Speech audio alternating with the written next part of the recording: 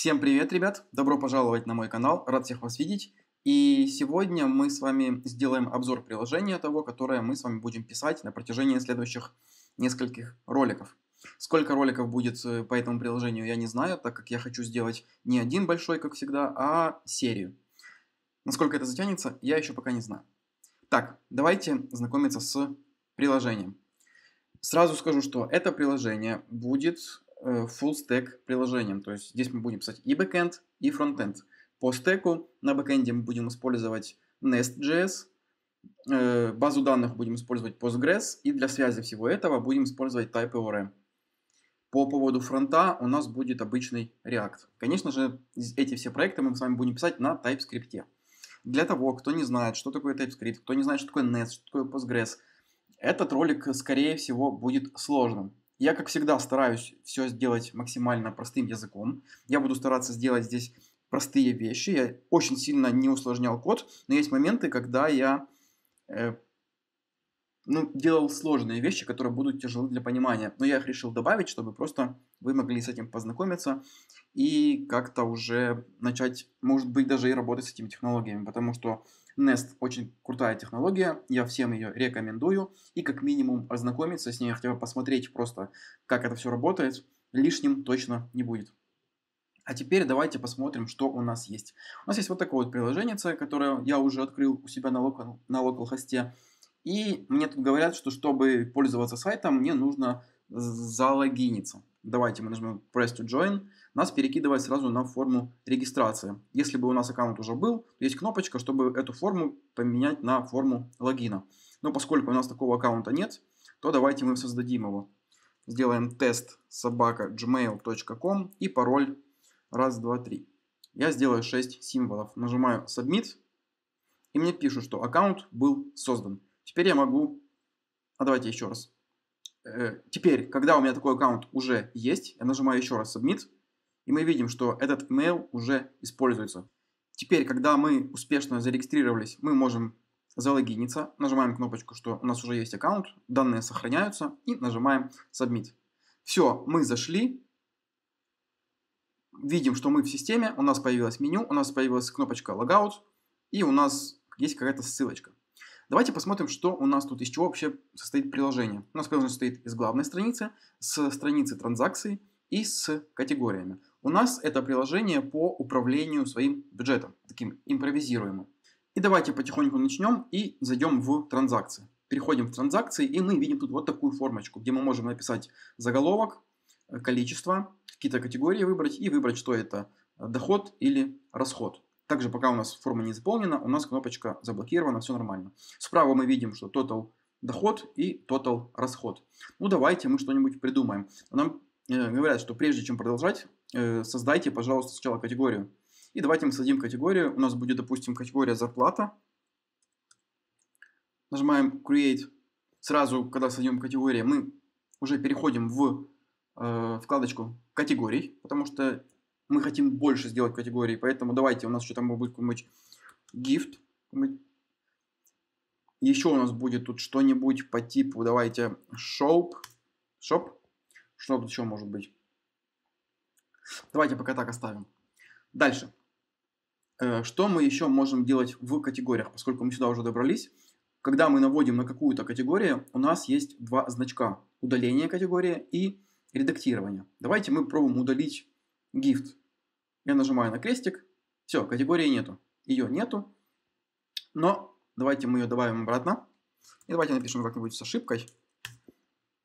Допустим, я хочу ее переименовать. Я нажимаю сюда. Появляется форма.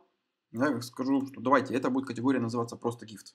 Нажимаю Save. Все, оно сохранилось. Теперь, где мы используем эти категории? Если мы перейдем в транзакции обратно, мы видим, что у нас тут уже пропала надпись, что создайте сперва категорию, и у нас тут появился просто выпадающий список со всеми нашими категориями. Если мы сейчас добавим еще какую-нибудь одну, давайте мы добавим еще одну, new one, сохраним, вернемся в транзакции, и теперь тут она тоже появляется. Соответственно, если мы ее сейчас удалим, я ее удалю, вернусь в транзакции, и мы увидим, что тут ее уже нет. То есть это все подхватывается откуда-то там. Это мы уже в ходе работы разберемся. Теперь давайте мы с вами...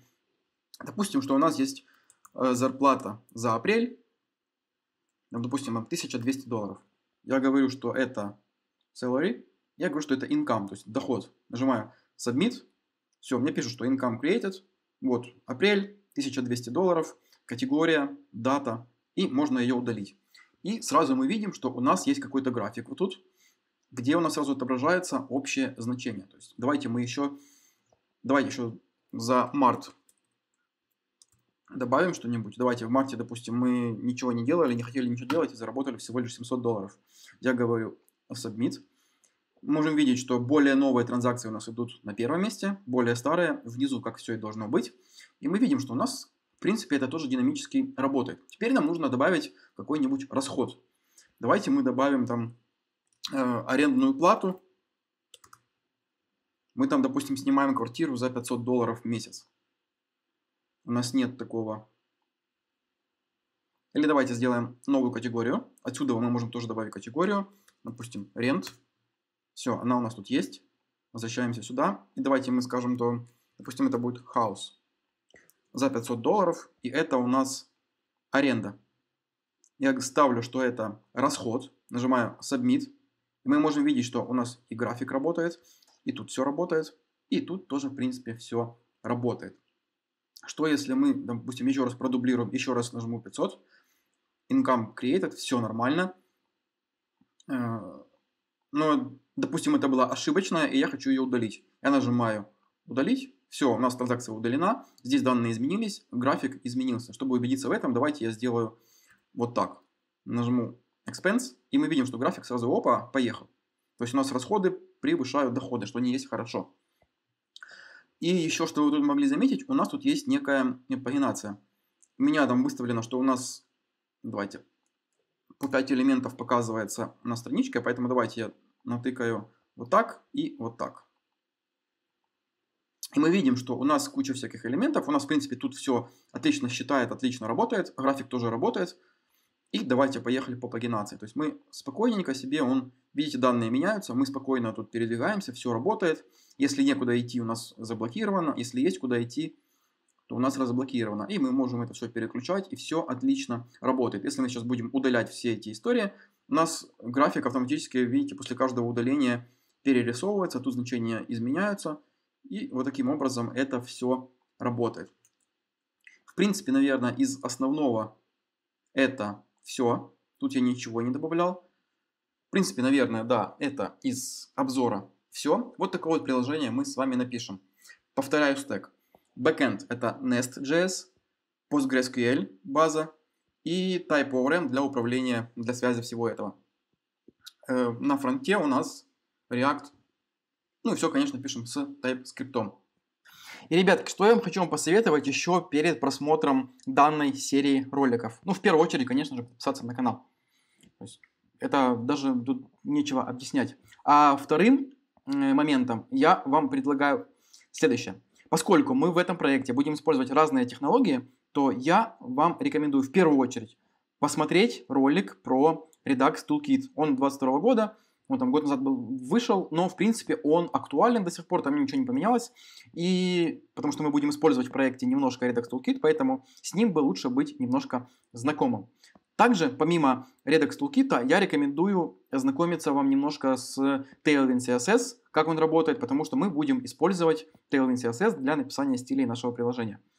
Еще рекомендую посмотреть вот этот ролик Full Stack приложения, которое мы писали на Mern стеке, потому что то же самое мы будем писать сейчас только на другом стеке. То есть, в принципе, взаимодействие фронта и бэка, оно одинаковое, только разные технологии. Поэтому можно просто вот это посмотреть, ознакомиться, как это работает, и тогда будет этот ролик легче для понимания, потому что вот этот full stack, он гораздо проще, чем тот, который мы сейчас будем с вами делать.